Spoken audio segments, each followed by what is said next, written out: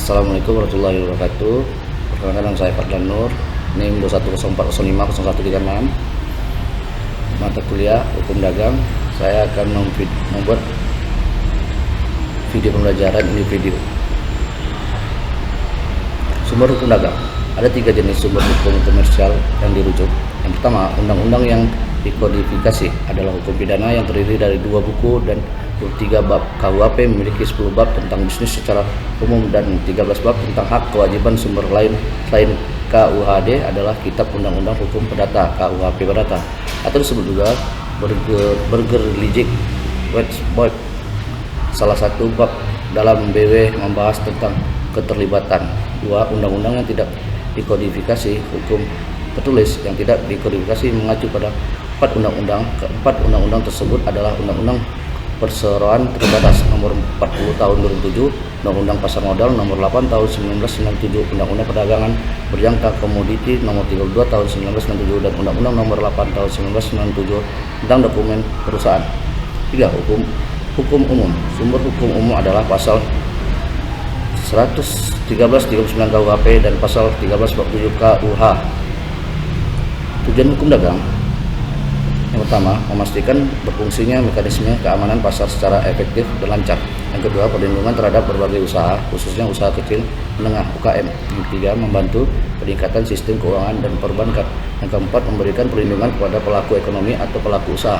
Yang kelima, implementasi perdagangan yang aman dan adil untuk semua pedagang. Fungsi hukum dagang menjadi sumber informasi yang bagi para pebisnis. Para pedagang belajar lebih banyak tentang hak dan kewajiban mereka selama kegiatan perdagangan usaha agar usaha tidak menyimpang dari peraturan dan ketentuan yang tertulis dalam undang-undang. Pengusaha lebih memahami hak dan kewajiban dalam perusahaan bisnis. Pemahaman tentang sikap dan perilaku bisnis atau transaksi yang adil, jujur, rasional, sehat, dinamis, dan justru karena sudah memiliki kepastian hukum. Subjek hukum dagang. Yang pertama, orang atau perorangan. Ini maksud dengan orang sebagai subjek hukum, yaitu sebagai pribadi. Naturalistic person. Sebagai subjek hukum, ia mempunyai hak dan dapat melaksanakan hak yang ia jamin. Itu hukum yang berlaku. Penikmatan hak sipil tidak bergantung pada hukum negara. Pasal 1 KUHP. Seorang anak dalam kandungan wanita dianggap lahir ketika kepentingan anak sangat dibutuhkan. Dan jika seorang anak meninggal pada saat lahir, dianggap tidak pernah ada. Pasal 2 Kode Sipil.